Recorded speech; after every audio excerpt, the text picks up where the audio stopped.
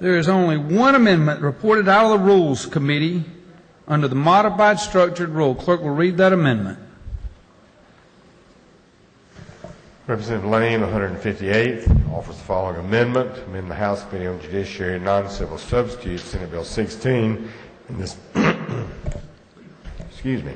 And this Lane of the 158th Amendment is printed. It's in your notebooks with the bill, Senate Bill 16. Is there objection to the adoption of the amendment? Is there objection? Chairs none. The amendment is adopted. Mr. Franklin, your amendment is out of order. It is not approved by the Rules Committee. What purpose does Representative Franklin rise? I move that the House temporarily suspend the rules. I don't recognize you for that purpose. Mr. Speaker, I appeal the ruling of the chair respectfully. Gentleman is what exactly are you appealing the ruling of the chair? What ruling are you appealing, sir? Not recognizing a motion. Well, it's not right for a motion. Your amendment is out of order.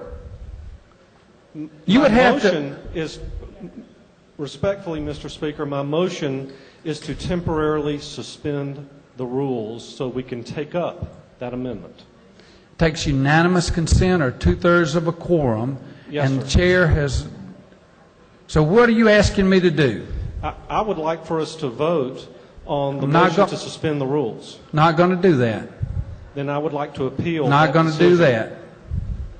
I'm not going to give you a vote that you can play a game with, sir. I gave you wide latitude on an amendment just now that you know you abuse the rules of this House in speaking on, and I'm not going to now allow you to put a vote up on something that is not recognized by the Rules Committee. You know the process. This is a bill about collars around a dog, not your amendment, and it is not in order. And I'm going to rule it out of order. Now, if you want to, I'm ruling the amendment out of order. I am not going to recognize you for another motion. If you want to appeal me ruling your amendment out of order, I'll let you see if you can get a vote to override the decision of the chair in ruling the amendment out of order. Yes, sir. If I could have my 5 minutes, I would appreciate that.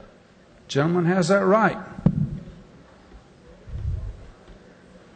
Gentleman, under House rules, is entitled to appeal a decision of the chair. He has 5 minutes from which to speak. Chair recognizes the gentleman for that purpose. Thank you, Mr. Speaker. As I mentioned, and I know a number of you were not listening to the presentation, but this bill came to this House as a bill to make it an offense for dogfighting, and the stated purpose of the author of the bill was to protect innocent human life that's being lost because these dogs that are trained to fight are harming and killing humans. That was his stated purpose when he presented the bill in our committee. That's why I offer this amendment. This amendment protects innocent human life. Now, my motion to appeal the decision of the chair has nothing to do whatsoever with the Speaker or any leadership. I've got great respect for the Speaker, but as you know, a motion to suspend the rules, we have that ability to do that. All we've got to do is vote, and a motion to suspend the rules takes 120 votes. Do I have 120 votes to suspend the rules? I don't know. But the rules allow for there to be a vote on a motion to temporarily suspend the rules. That would take 120 votes. And that's what the rules call for. A motion to temporarily suspend the rules. You either have unanimous consent or, as the Speaker told us, 120 votes. Not being recognized for that motion is what I've appealed. And this has, as I said, this has nothing to do with the Speaker. This has everything to do with being able to maintain the rules of the House so that if we want to temporarily suspend the rules, that we have the ability to do so.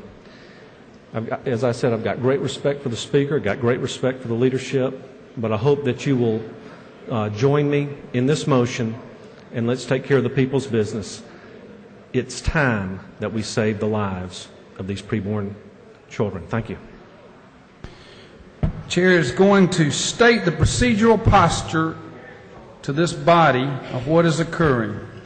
I hope the gentleman understands the gravity of the motion he's made.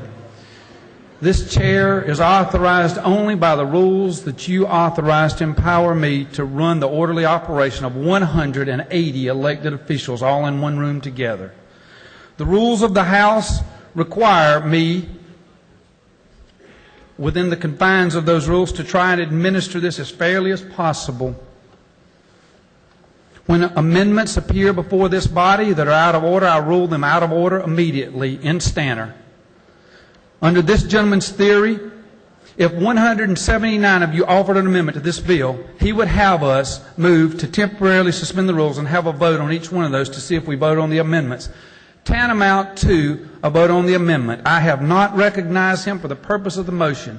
The chair has an absolute right to determine, when you're presiding, what motions you recognize someone for. He has not been recognized for a motion to temporarily suspend. I have ruled his amendment out of order under House Rule, under the Modified Structure Rule 33. He has challenged that ruling of the chair.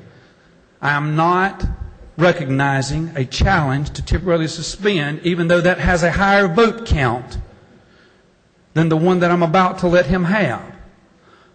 All those members that wish to overrule the decision of the chair and me ruling the gentleman's motion for amendment out of order, if you wish to overrule the decision of the chair, you'll vote green. If you wish to I'm going to state it for you clearly. If you vote green, you're overruling the decision of the chair. If you vote no, you're voting with the chair and saying you do not wish to overrule the decision of the chair. All those in favor of the gentleman's motion to overrule the chair will vote green. Those who wish to sustain the chair will vote red, and the clerk will unlock the machine.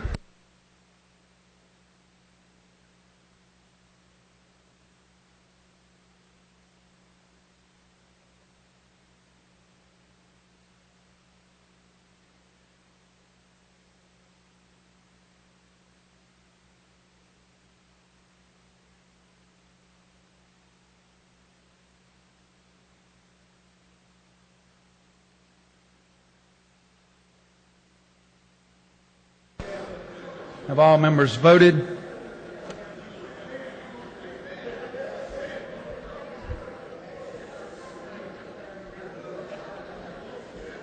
Have all members now voted?